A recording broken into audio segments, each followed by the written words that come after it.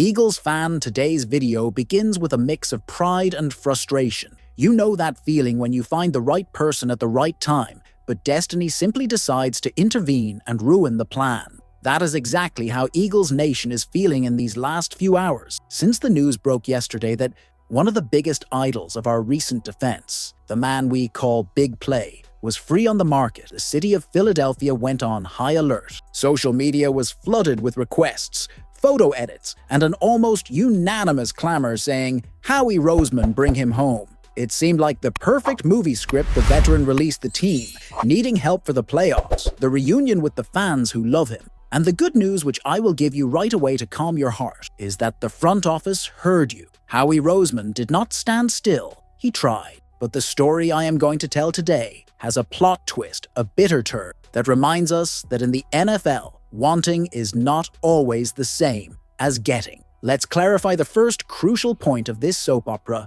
confirmed by insider Ian Rappaport, the NFL Network. A lot of people doubted if the Eagles would have real interest. After all, he is almost 35 years old. He was cut by the Steelers and is living the final phase of his career. But Howie Roseman, true to his aggressive style and always seeking to maximize title chances, did not hesitate. The official information is that the Philadelphia Eagles did indeed put in a waiver claim for Darius Slay's contract. The front office looked at the roster, looked at the market opportunity, and said, "We want him back." It is important to emphasize this. There was no inertia. There was no lack of interest. The plan to bring the captain back was set and filed with the league. But as we explained in the previous video, and here is the painful lesson about how the league works after the trade deadline, the priority order is everything. And this is where the dream crumbled. We knew we were in position 22 in line. We needed 21 teams to say no.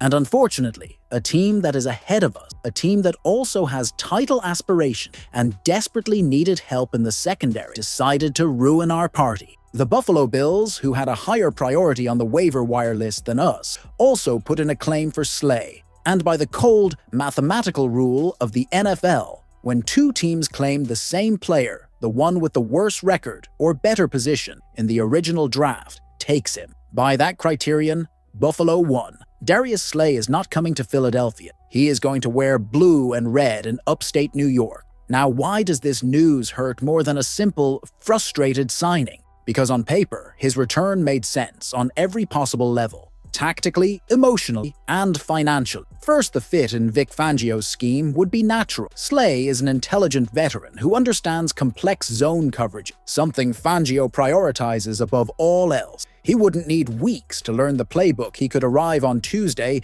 and play on Sunday. Second, the leadership factor. At a time when the defense has fluctuated and young players are being tested by fire, having Slay's voice in the locker room would be a natural sedative. And third, he technically already won a ring, with us metaphorically speaking through history, and the idea of him contributing to a new Super Bowl run was too poetic to be ignored. With Slay going to the Bills, reality hits the Eagles' door hard. The text of the news from Clutch Points is brutally honest about our current situation. We lost the chance to bring in a reliable starter, and now we are forced to continue betting on what we have. And what do we have? Adoree Jackson as our CB3 and young Kelly Ringo as the immediate backup and rotation piece. The critical analysis made by experts is that both Jackson and Ringo have put up worse tape, meaning performance on video, than Slay showed in 2025, even with him being a backup in Pittsburgh. In other words, we are left with the less safe options precisely in the final stretch of the season,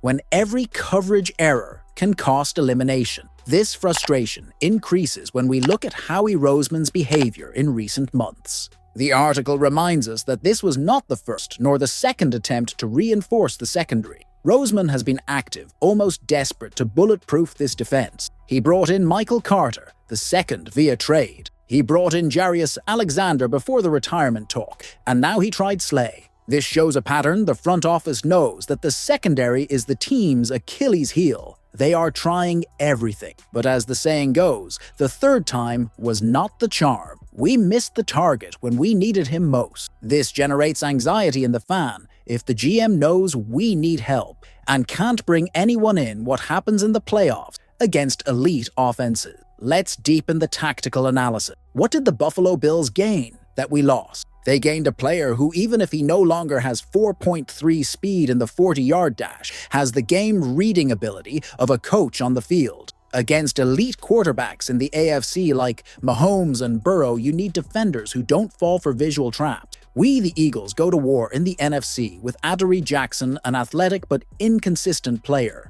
and Kelee Ringo, who is a physical freak but still raw in reading routes. Vic Fangio will have to work double time to hide these deficiencies schematically, something Slay's presence would have facilitated immensely. The margin for error of our defense drastically decreased with this news. It is inevitable not to think about the what-if scenario. Imagine Slay lined up opposite Quinion Mitchell or entering nickel packages on long down. Security that this would bring for the defensive line to pressure the quarterback would be enormous. When the secondary is reliable, the pass rush gets there easier because the quarterback holds the ball for a second longer. Without Slay, we go back to square one. The defensive line needs to get there fast because we can't ask our secondary to cover for 4 or 5 seconds repeatedly without giving up explosive plays. The domino effect of losing this signing affects the entire defensive ecosystem. We have to give credit to the Buffalo Bills as well. They were aggressive. They saw the same opportunity we saw, and because they had a slightly worse record or favorable tiebreaker criteria in the waiver order, they blocked it.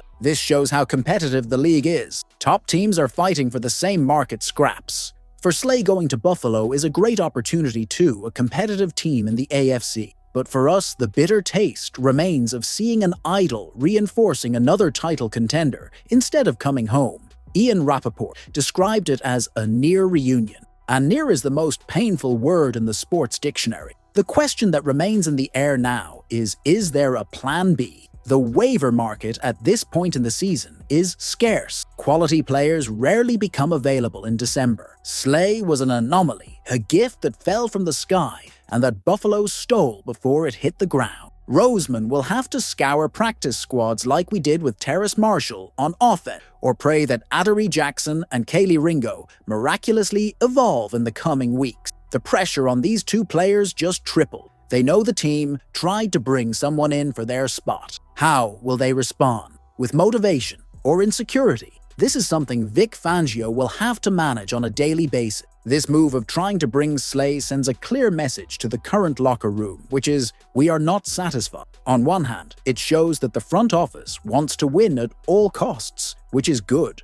On the other hand, it can generate discomfort in the players who are there now knowing they were the second. But in the NFL, comfort does not win games. Performance wins games. If Jackson and Ringo want to guarantee their jobs and playing time, they need to play better than Slay would. It is that simple. The bar has been raised even without the signing. I know many of you were already taking the number 2 jersey out of the closet or number 24 ready to go to Lincoln Financial Field to scream his name. Nostalgia is a powerful drug, but now we need to flip the switch. Big play Slay is the past. The present is supporting who is here. It is no use crying over spilled milk or the lost waiver claim. We have an 8-4 team leading the division or fighting for it, and a defense that, despite the issues, has talent. The veteran leadership will have to come from other places. Brandon Graham Reed, Blankenship, Jalen Carter. The baton was not passed back to Slay. It remains with the new generation. Fan, the news is tough. Howie Roseman tried putting the claim, did his part, but the NFL waiver system benefited the Buffalo Bills. Darius Slay is not coming back. Our secondary is what we have for the final stretch and for the playoff. Now I want to know from you with total sincerity, does the fact that we lost Slay to the Bills make you afraid of the playoff? Do you trust that Adoree Jackson and Kelee Ringo can handle the job against powerful offenses? Or do you think this was the final nail in the coffin for our Super Bowl chances? Do you think Roseman should have been more aggressive before the trade deadline so as not to depend on luck in the waivers? Leave your opinion here in the comments, because this discussion is vital for our future. And if you liked this complete, detailed, and no-nonsense analysis, leave a like on the video. This helps the channel grow a lot. Subscribe and activate the bell, because if Roseman makes any other last-minute move, you will know here first. Let's go together in joy and frustration. Fly, Eagles, fly.